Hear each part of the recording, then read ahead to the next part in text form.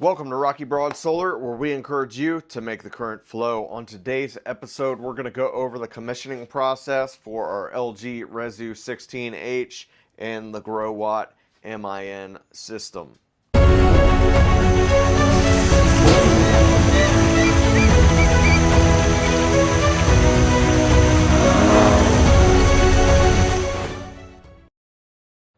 So starting off, I'm just going to kind of walk you through some screenshots that I took while I was going through the commissioning process.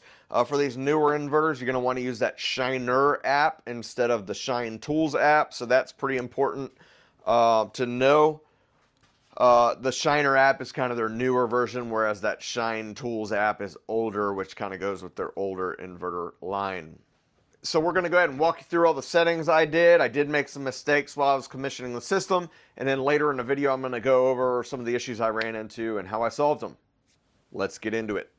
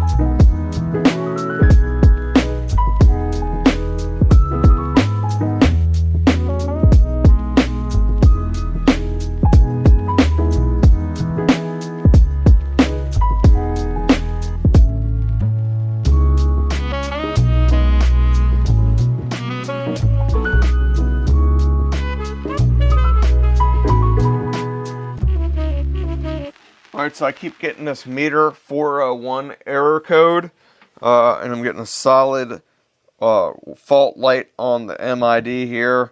I'm getting a flashing fault light on the inverter. I just can't quite figure it out.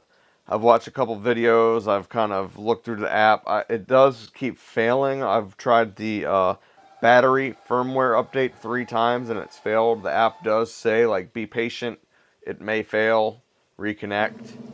And it's failed 3 times in a row now, so we're going to keep trying that.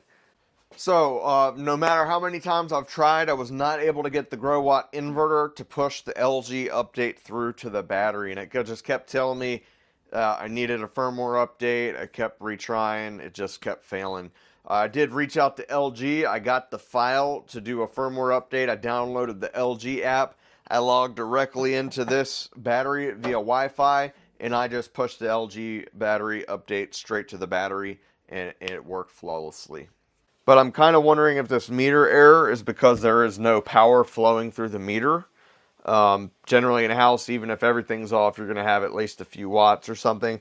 So I'm going to go ahead and switch over my backup loads panel onto the Growatt system right now and just see if that clears the meter fault once power starts flowing through the CTs. Let's give it a shot.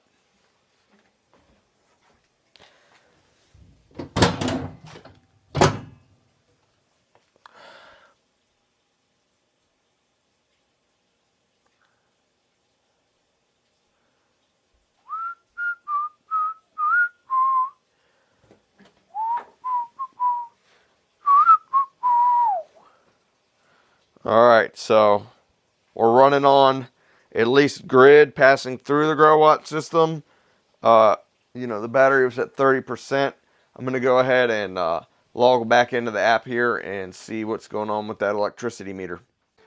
Alright, so if you hear some fan noise in the background, that's our AG4 inverter over there cranking out some power. So I apologize if the audio is off a little bit.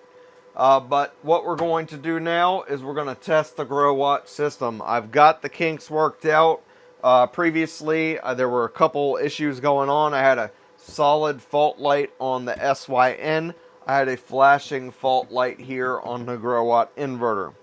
So that solid fault light was due to a communications cable between the SYN and the inverter. Turns out I was working off of an outdated installation guide that was from a previous model at some point. And it actually had incorrect color coding on the wiring diagram.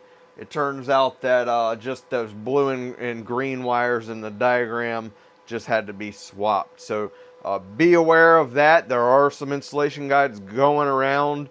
One of them, the one I was working off of, was named White Sheet something or other.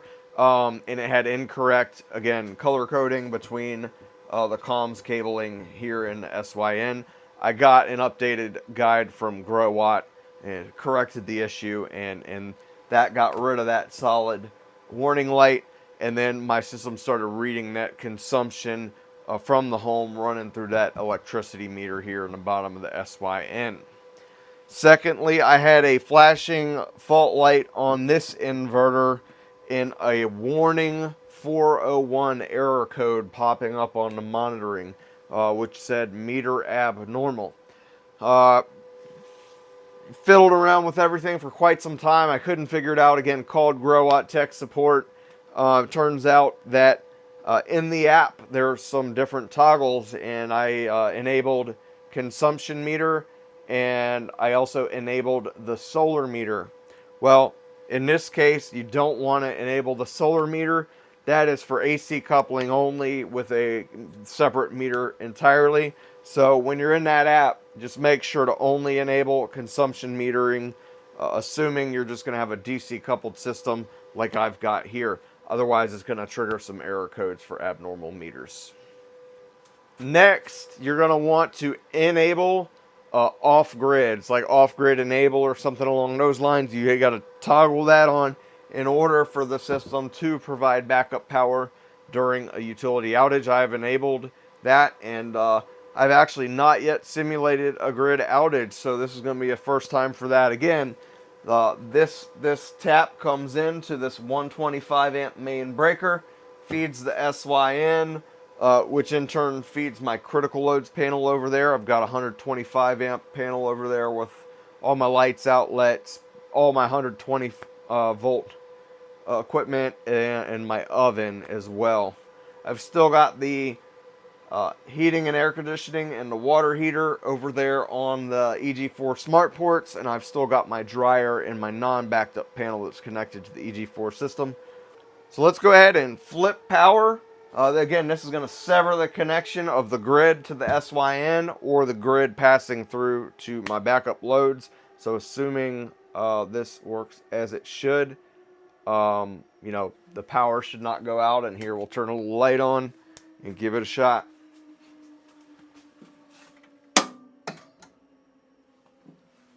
Boom. So it worked. There was a slight delay there. I know some systems kick over within milliseconds and you can't even see it. This was more like a transfer switch rather than an MID, where it wasn't like milliseconds. It was maybe 1 second between the time that we lost power and the time that the backup power kicked on. And I can hear something in here like a transformer or something like that inside of the SYN now that it is in backup mode. Again, this is a DC coupled energy storage system with the solar inverter. Now that has a lot of pros. It also has some cons. I've got a video on my channel about AC versus DC coupled energy storage systems specifically if you want to learn more about that. But essentially, in this case, we've got an inverter rated at 11,400 watts. But our battery, we only have one LG RESU 16 battery, and that has a max output of 7,000 watts. So with a DC coupled energy storage system, one of the cons is that it's kind of like a weakest link scenario. So you got your inverter, you got your battery. Whatever the weakest link is sort of what you have in a backup scenario. So in this case, I've got 7,000 watts of battery to pull from. Now, when the sun is shining, we could also pull from the solar panels. So, you know, if say the solar panels, I've got a 4,800 watt array connected to this inverter. If we had full sun, perfect conditions, that 4,800 watts of solar could be stacked on top of that 7,000 watts of the battery. That would bring us up to 11,800 watts. So perfect conditions, full sunny day, middle of summer, we could potentially max out this inverter in an outage. But in a situation where it's nighttime and there's no solar producing and we're just running on that battery, we're going to have 7,000 watts to work with. If you want to really take advantage of full backup power out of this inverter, you're going to want to buy 2 of those LG Chem RESU 16 batteries.